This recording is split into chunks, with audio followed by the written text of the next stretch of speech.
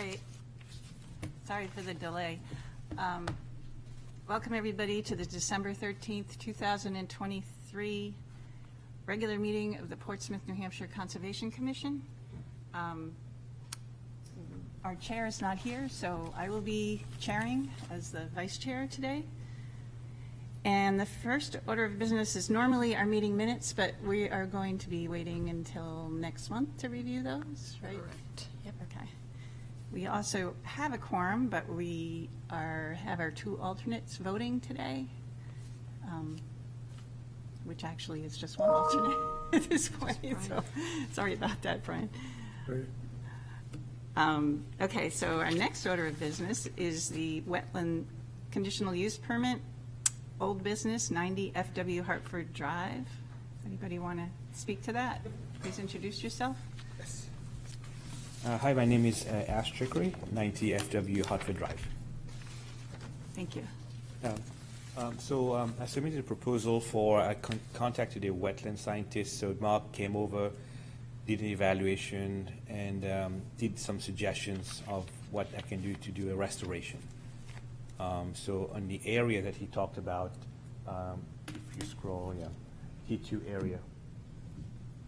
So the T2 is in the back, that area over there. So he did tally a list and then made some suggestion and said to discuss this with the Conservation Committee in terms of the proposal. A couple of options. I have 4 options that I want to discuss in terms of restoration. So if you could scroll. Yeah, if you could stop here. So some of the tree he mentioned would be red maple, white pine, but also anything that's hardy and that can tolerate wet soil, moist soil. And I had some proposal. This one, the ginkgo tree, is just it's a rare tree. It's very old. Gets very old. It gets big, and it does well in moist land as well. And then the Japanese maple, they don't grow too big, and these could be, I could add 2 of them and space them properly as well. And then he mentioned, so on the property he showed me there are high bush blueberry everywhere on the back, so he said I could add these as well. And then I put an apple tree there. He didn't suggest that at all. I just started. I did some reading on it. It seems like they do well in wetlands, and that would also, I do have deers in the backyard sometimes. I think that would be good for wildlife as well. But he didn't recommend this. I just thought it would be good, and so this one is, disease resistant, and it tolerates cold really well. So again, that was not one of his suggestions. I just thought I'd add it there if I could have as an option. One thing he mentioned was to space them properly. So right behind the T2 area, there are like just huge white pines, like huge. So he said to put them away, because properly grown, the red maple, and I put some tables. I think they get anywhere from like 30 to even 40 in width, properly grown, but they have to be spaced away from those white pines. And that area as it is not big, so I'll have to not just space them from the back trees, but also space them for the next one next to it. So I was thinking of putting one of the red maple or a sugar maple, and that would take most of the space there if I space them properly. And the blueberry bush, he mentioned 5 feet apart, they have to be spaced. So I'm just here for some suggestions as well in terms of what you think of these and the spacing for that area, Siskiyne area. So if you scroll down to some of the options I have, that's option 1, 2, 3, 4, I think, based on what the spacing should be on between these trees and plants. So I'm open to suggestions as well. So option 4, I'm saying I'm trying to stay away from the white pines. They just get very top heavy in that environment. I still have about 5 or 6 of them in the back, and they are clustered, so they don't have many branches in the bottom. They're all on the top. One of them snapped and went against one of the pine that I removed. It went against it, so it snapped the other one. So I'm trying to stay away from that if possible, from the white pine. And I just added some notes about spacing and thinning. Feel like right now the trees in the back, they have some room to breathe as well, because it's still clustered. Once you pass the T2 area, it's just congested as well. So what I'm trying to do is, initially these were also had a lot of burning bush and just buckthorn there, which is everywhere. It was just wrapped around the trees. So I went in and hacked them out. They grow fast. So I'm trying to avoid the part where I can't get through if I want to go through it as well. So, and then I put some other trees that do well in the wetland conditions. That's from UNH, that's a website. So, so I'm just open for suggestions on some of the options that I have. Just trying to avoid, like I said, the whole crowding.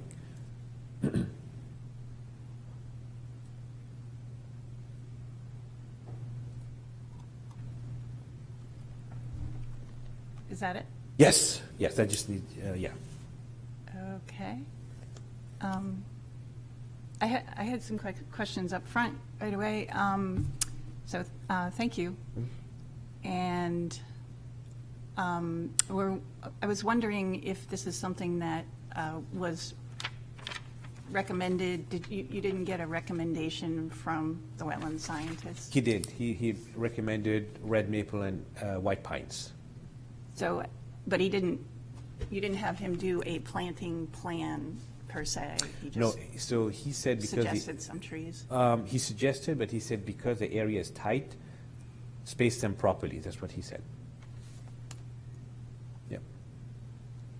So I was going to say, it's not really our purview to make suggestions at this point. What we're really looking for is an actual restoration plan for that area, and something that's been, stamped by a certified wetland scientist at this point, where there's been so much taken out, and we want to restore it back to where it's functional the way it was before, at some point at least. Right. So that would be our recommendation at this point, or my recommendation. So what does he have to do?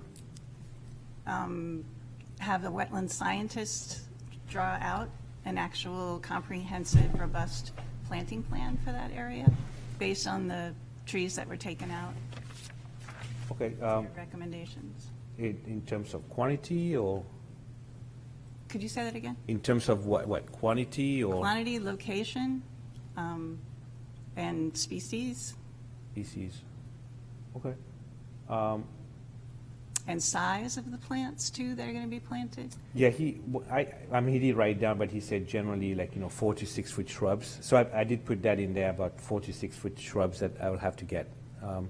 But he did mention quantity. He said to basically space it properly, because those trees get big, so you don't want to cluster in. And I think within 25 feet there was 20 trees, but they were skinny as well. But he said, don't do that again, but just discuss with the Conservation Committee in terms of, that's why I proposed the tree. He said, if you look at the trees, look at how they spread out.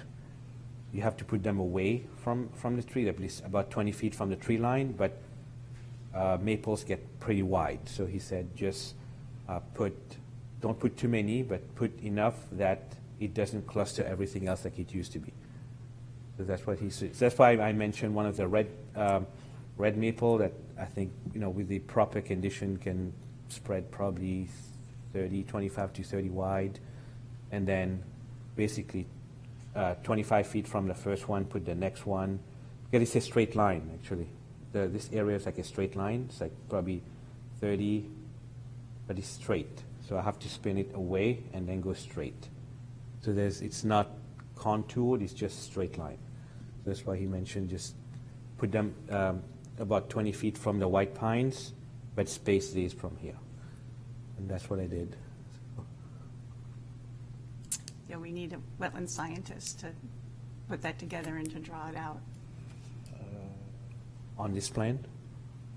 Well, on a plan, yeah. Okay. On a plan that we can tell where it's actually being located, yeah. Okay. I can tell him that.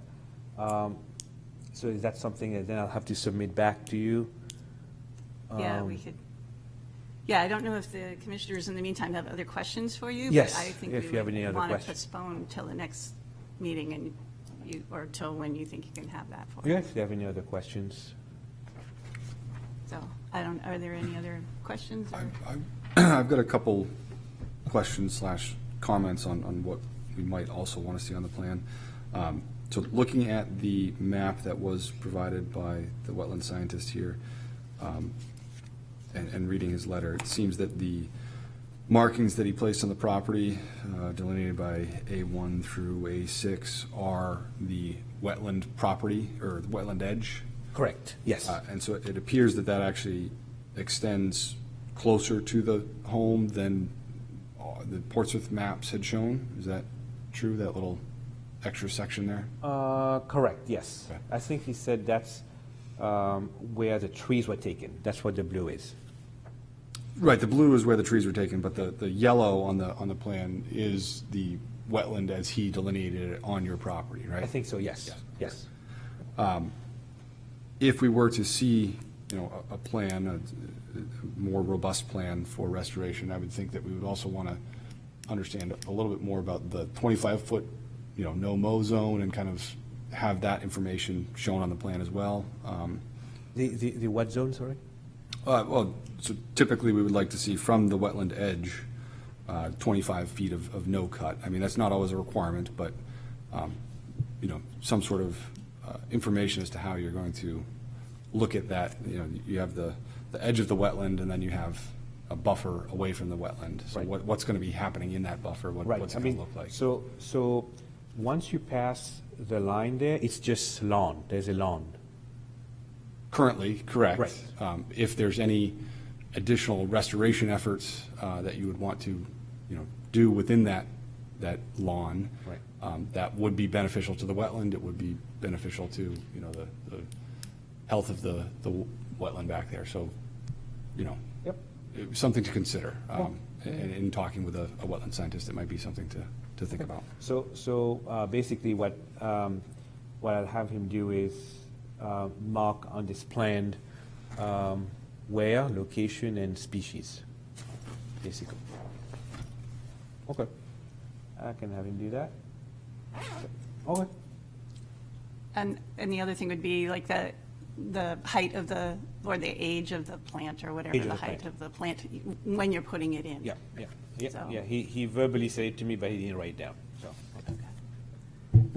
Other questions and comments or concerns? Yes. Right? No? And just, I guess, just a kind of so I'm just pointing out here, it looks like there were 21 trees cut down in that no-cut zone. But what I see, it looks like you're proposing just putting in 2 or 3. Yes, so 21, as you see, is 0 to 25, so that's packed. So a proper tree, there, a bigger one over that grows fast. Yeah, but that was kind of the natural condition, right? And I guess that's why, I think we would encourage you to look beyond just that kind of the blue area where the trees were cut and maybe look to how you can, restore maybe a larger swath if you feel like, it's you're replacing 21 trees, that function and that value and the services that they were provided, and maybe you can compensate for that by going a little bit beyond. Yeah, I can't go beyond because there's other trees beyond that blue area. It's still like the whole cluster is there. Like once, even though you go after the blue, it's just packed. The picture could show you. I mean, I see a lot of open space too in your, Where's the which Well, open space? I mean, Oh, that's just lawn. That's my lawn. I'm not touching that. Well, So. it's also a wetland, right? Which one? The lawn? Yeah. Yeah, but I'm not going to touch the lawn, though. The lawn has been there since I bought the house. So that would mean destroying that lawn. Yeah. So, Well, I mean, I guess I'll just, that is a recommendation we Yeah, would make. yeah, no, You I can get it. choose not to make it, but it has a huge amount of value to leave yes. 25 feet just unmowed even, adjacent to that wetland would go a long way. Yeah, yeah. To Well, help no, it compensate for the I trees get that it. were cut without proper permission. Yeah, I understand. You get that? I get it. Okay. I get it. Yeah. But yeah, so anything past this green line is just nice lawn, but I see what you mean. Yep. Yep. So I think what I'll have him do is add to this by location, species, height on this plan, basically. Yeah, and maybe indicate where that mowing line is going to remain. Yep. or- Yep, I can do that. That's a great. I can do that. Yeah, and then I think in addition to what Adam was saying with that, the mowing line and the 25 feet is make sure that if you do have a wetland scientist write up the plan, that he or she includes pretty robust plantings in that vegetative buffer, because that first 25 feet really should be wild and native species that help filter stormwater as it enters a wetland. So continuing to mow it really will not benefit any of the restoration plans that are going on. Okay. Yep. So yeah, when I come back, I'll have him put these on there. Well, I've got one more comment on this. So I think, in your kind of proposal down here for plantings and stuff, you addressed that T2 area, and there wasn't really anything talked about in that T1 area, which currently is a massive stumps, right? yes. And I think, previously you had talked about removing the stumps or bringing in soil or something to that effect. If that plan could include the intention for what's going to happen in that T1 area, Yes, that would be helpful yeah, as well. Yep. So T1 is shared with my neighbor at 80, so, yeah. Yep. Once we decide there, definitely, we'll come back. It's part of the whole, Yes. plan, so it'd be beneficial to know what's going on there. Yep, Yep. we'll do that. I think the wetland scientists did speak on their behalf, I believe, for ADFW. I think Kate had the letter from Mark, right, on T1? Correct, yeah, Yeah, it should okay. be included in here. Oh, okay. Yeah. I'd have more info. Yep, so I'll come back with a location, species, and size as well. Yeah. And size, yeah, yeah. I think Yep, you've got the that. shrub size, yep. All right. Mean by size. Anything else from anybody? No?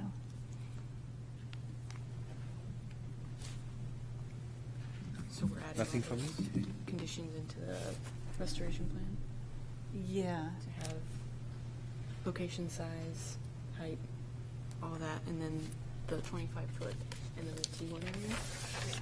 I mean, the 25 foot is not necessarily Like a replanting a hard, zone. fast rule, right? There are properties in Portsmouth that have It is, lawn area within 25 feet. It is Right. certainly our recommendation and our desire, for sure.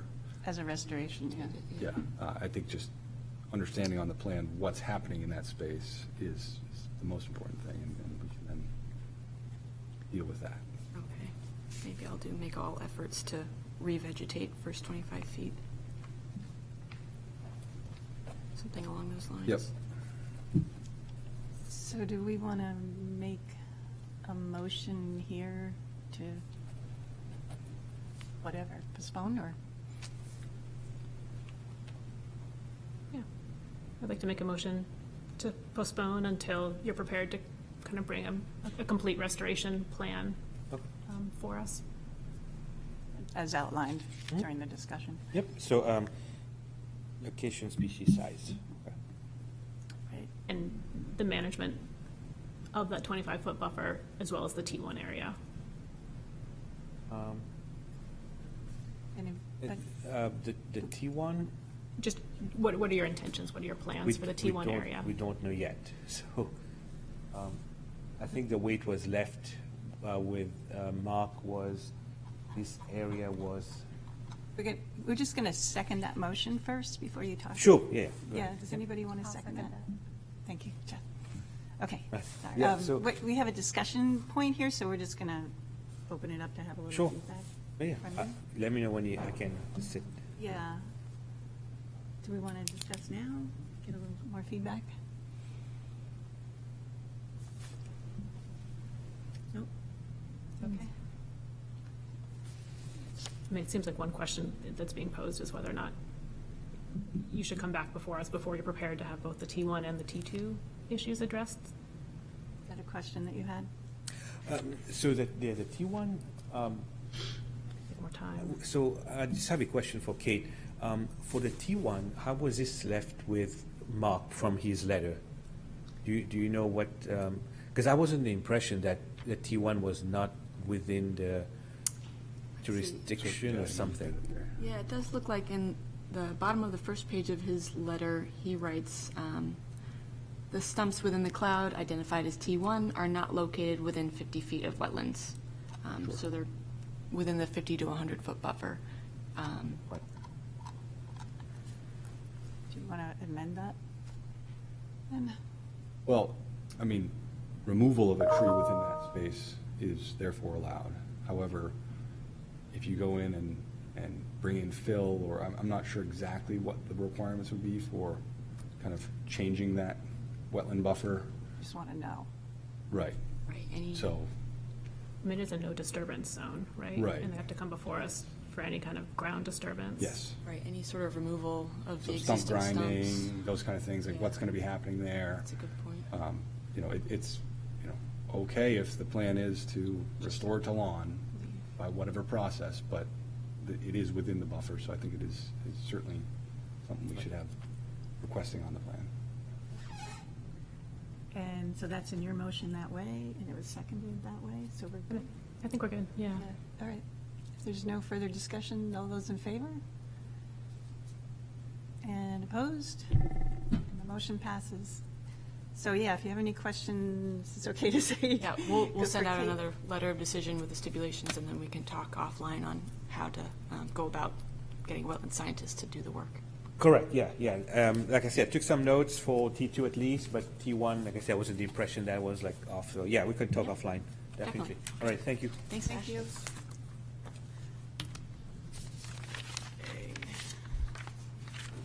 So next on the agenda, we have, I think, a motion to postpone? Motion to postpone, yep. So Senator Quokka, the property owner of 224 Broad Street, Unit 3, didn't feel that she was properly prepared with enough information to give us and didn't really want to waste anyone's time today with asking us a lot of questions and a lot of back and forth, so she felt it was just better to postpone.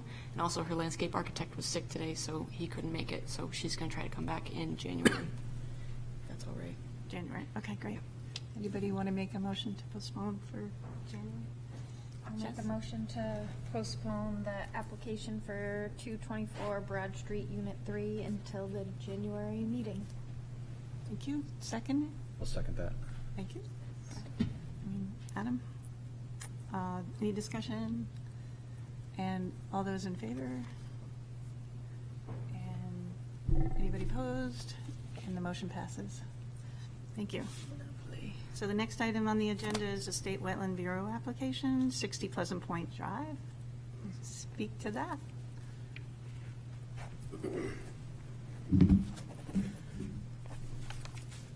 Good afternoon, everybody. For the record, I'm Eric Sari from Aldous Engineering. I'm pinch hitting for Eric Weinrib, who's selling Christmas trees right now. I have Richard Hackerman with me from my office. He did the legwork. He's going to help me out in case I miss something, which it's not my project, so I'm going to try to stumble through this as best I can. This was before you before for a conditional use permit application, which the commission did recommend approval of, and that is going before the planning board, I believe, next week. So we're here with this essentially the same set of plans to talk about the Shoreland and Wetlands Bureau application. This is one of those wetland permits that has no wetland impact. We are in the 100-foot tidal buffer. As you may recall, this is a tearing down of an existing house and replacing it. In this case, we are pulling the house back out of the 50-foot buffer and removing some impervious areas inside that 50-foot buffer. The entire lot itself is in the 250, so the whole thing's in the shoreland zone, and 75% of the lot is in the 100-foot, from what I recall. We're having a slight reduction in impervious surfaces and adding a whole bunch of stormwater treatment. We've got a drip edge all the way around the building, pervious driveway, and we're also sending a lot of the roof leaders that are not going to drip edges to a leaching drain manhole in the middle of the driveway there. We're also removing a whole bunch of invasives along the property on the southern side. There we go, I knew it was here somewhere. Down in here, there's a whole bunch of invasives that are coming out, and we've added a note to the plan at the commission's request that monthly forms or monthly reports will be filed with you guys, letting you know what the progress is on that. I'm sure in the package you've also seen the landscaping plan, which is pretty comprehensive. It's a pretty expensive landscaping plan, so that will be implemented as well along with the rest of the construction. So the only other condition, as I recall, was the adding of 20 markers along the 25-foot wetland buffer to be there during construction to let the contractor know where the limit is. And a note has been added to the plan stating that as well. So seeing that you guys already took a look at this, I guess I just entertain any questions if you had any. Thank you. I have a real quick question. Differences, any changes from what we saw at all? Just those notes relating to the conditions that the commission recommended. Okay. That's it. All right. As far as I know, right? Okay, good. And the cover sheet. We changed the cover sheet to talk about state permit. And a lot more information. So, thank you. And questions from the commissioners? Yes. I had one question. I noticed that you talked a little bit about a sea level rise projection over the next 70 or 80 years at 6 inches, it looks like. And it looks like you based that on, the last 100 years or the last 80 years or something, which I don't think is the best available science at this point, right? The rate of sea level rise is accelerating and expected to continue accelerating. Yes. So, I think that's one thing that DES is likely to pick up on in the proposal. They may. In this particular lot, though, it's up on a bluff. So Yeah, we visited. Yeah, it's pretty protected in and of itself. It's not very low-lying, which is good. As far as the projection, if they catch it or they have issues with it, we'll happily amend it. But you're absolutely correct. It is Yeah. accelerating. So it's kind of tough to gauge. Right, yeah, That's why they want. Well, you have to step up yeah. and introduce yourself. My name is Richard Hackerman, Altus Engineering. I helped prepare the application. So we did, long ago, we met out with the representatives from NHDES out there.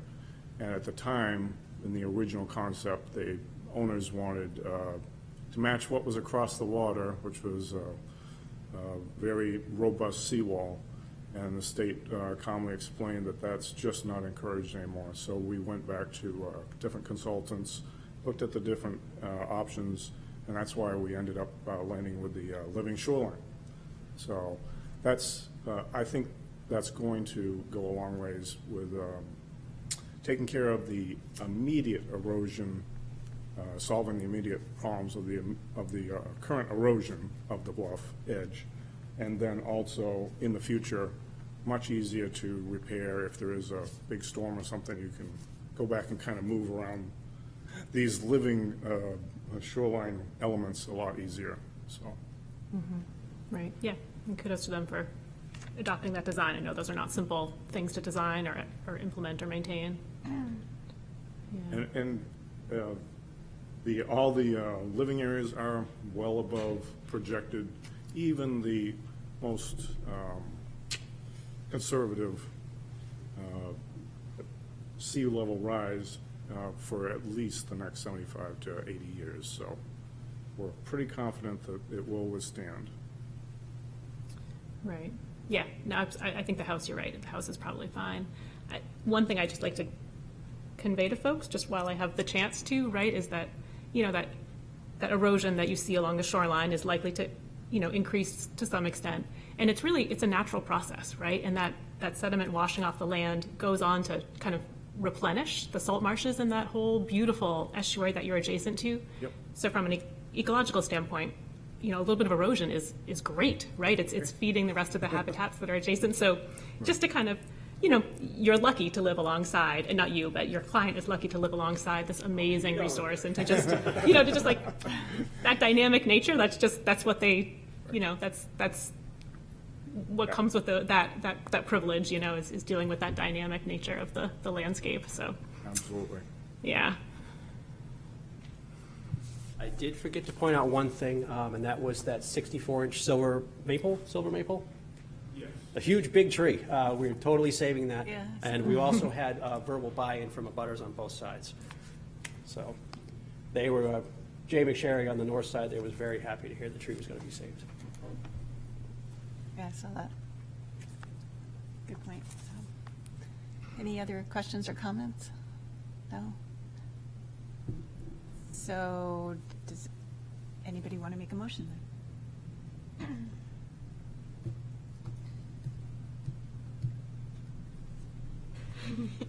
It's not a lot of us. More pressure. Just want to make sure I get all the details right before I make my motion.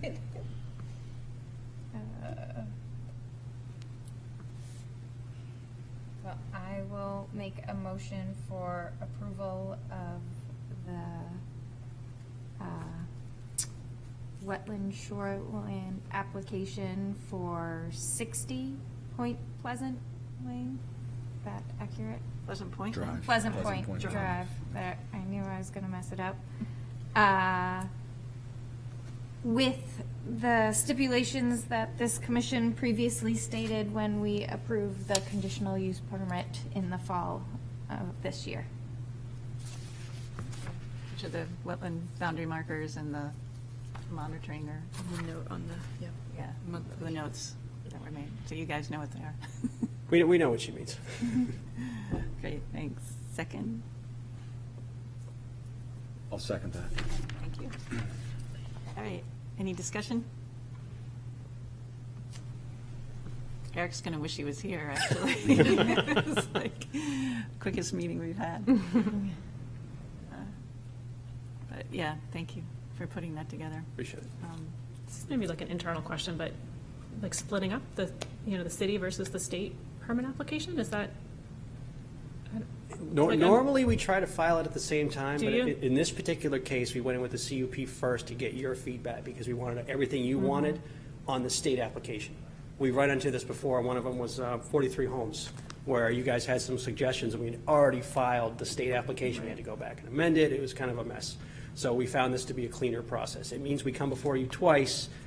You get another bite of the apple, essentially, but it makes the state application a little bit more smooth. And that's Just curious. only with projects that are, this is pretty complex. There's a lot going on here. Yeah, Yeah, and you needed a lot of information. thanks. That's a good question. No discussion. All right, all those in favor? Opposed? And it passes. All right. Thank you. Thanks, guys. Appreciate it. Have a good afternoon. Merry Christmas. Yeah, You too. Good holiday. Okay, great. Next order is other business. And I think the item that we have here is the recap of the Dover Yeah. Open Lands Committee. And I think, am I the only? No. That was there? Yeah. Adam didn't go, right? I'm not I sure. was there. You were there, that's Yeah, right. yes. I knew it. Stuart, Sam, Lynn, were you able to make it? No, okay.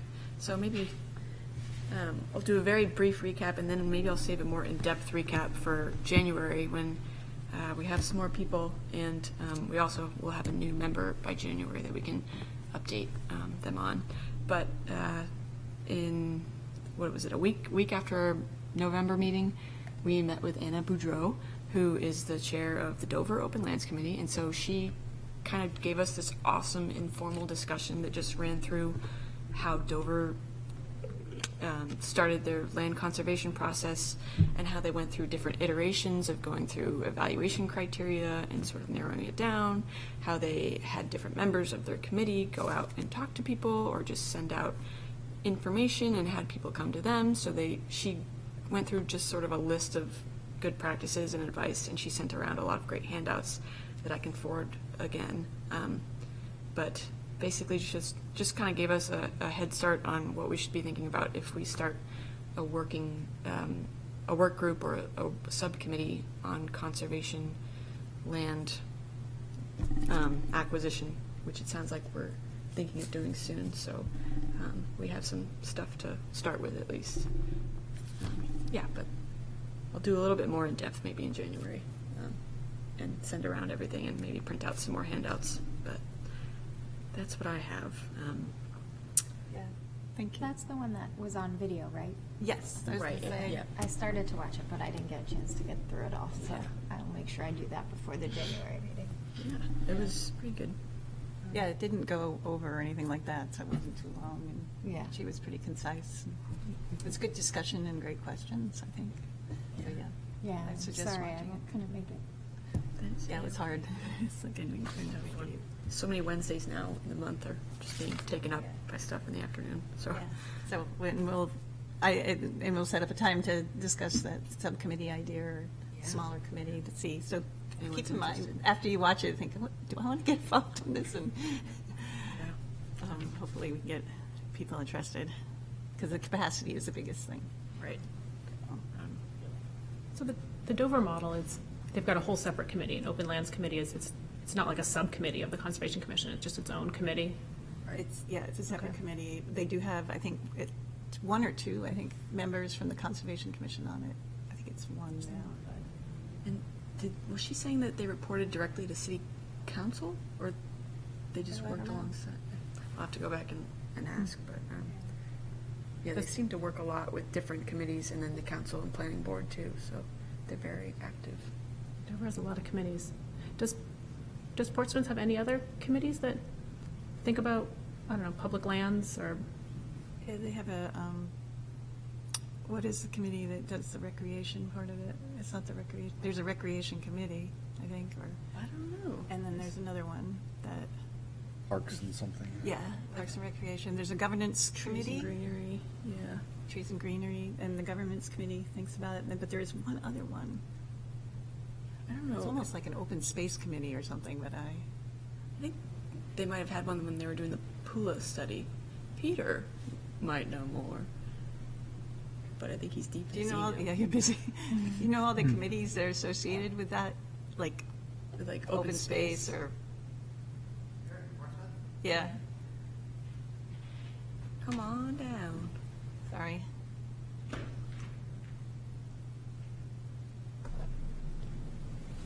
There's really not a open space committee anymore. There was, there no open space plan, and there was a committee put together during that process, but there's no ongoing open space committee. There's not a Pierce Island committee anymore either. So there's really not a committee that would be appropriate. I think what you talked about at the meeting was some kind of ad hoc committee from the commission, which could include members of the commission and members of the public. That it would be a subgroup kind of the commission or a subcommittee, of the commission, depending how you want to structure it. If it's a subcommittee, it would have to post the meetings and announce it 24 hours in advance. As a subgroup, then it would be kind of advisory to the commission, and they give input, and the commission would have to discuss it. But it could go either way, I guess, however you want to do that, but it's up to you guys. We can support you. I think the idea, which Anna talked about, was having a committee that meets regularly and can follow up on outreach through the years. So people are aware that there's an opportunity. We have conservation funds, educate people about what's available. So when an opportunity does come up, they might have that in the back of their head instead of just, coming up with it on their own. Right. yeah. That's really helpful. So maybe, we could figure out what those exact tasks would be if we had our committee to, not exact tasks, but goals. Right. So people know what they're getting into. Yeah, Yeah, right, thank you, sure. sorry. Okay, so, that's it on that? Yeah, okay. And I guess the other sort of order of business is just a reminder that in January, we're going to start meeting at 4 p.m. Ooh, yay. for everybody, so maybe In January. a little bit easier for January when it's really dark. babysitting and getting out of work early and that stuff. Yeah, and to let everybody know that, if you don't already know, that Abigail resigned. She's going to be moving out of the area eventually, so, and we're working on a replacement, but then from Allison resigning, we have another member that will hopefully be taking over her spot. She's been put up to the city council for consideration by the mayor, and that's Alice Carey. So we'll find out on the 18th for sure. And so if it works out, she would be at the next meeting, which would be great. So, and you're going to talk about the Salt Marsh Plan later at another time, both of you guys. So, Yeah. Do you have anything else? I might throw in a brief. yeah, I don't have anything else. Teaser, unless other people have other things to bring up. I was actually just curious about Earth Day, if there's anything. About what? Earth Day, like you did a big push last year. Is there gonna be anything? We have started talking about it a little bit, so I've met with Christy Bryant at the library, and the plan is to do it. We haven't figured out dates exactly. I think last year it was nice to do it right around Earth Day, but that was also the start of April vacation, so that was sort of a tricky time for a lot of people. So we're trying to figure out if we do it a little earlier or a little later. I also talked with Max, the city's arborist, because he had approached me about making the sustainability fair the time when he gives out all the free trees to residents. And so he and I just had a conversation last week, and he is committed and motivated to doing that, so that will be part of the event. But beyond, and last year we focused primarily on nonprofits and city entities that were taking action, and this year we've agreed that it's probably good to include businesses who are thinking sustainably and participating locally in the community as well, so that'll be another piece that we'll add in. But I'm guessing it'll be at the Connie Bean again, just securing that, and so some of those things will be similar. We just haven't finalized a date yet. Cool. Oh, that's great. I'm glad that's happening. Yeah. Yeah, and last year, again, we don't have Allison, but last year you guys did a ton of work. Yeah, she was a powerhouse at the fair. She talked to so many people. Yeah. So, thanks, Jess.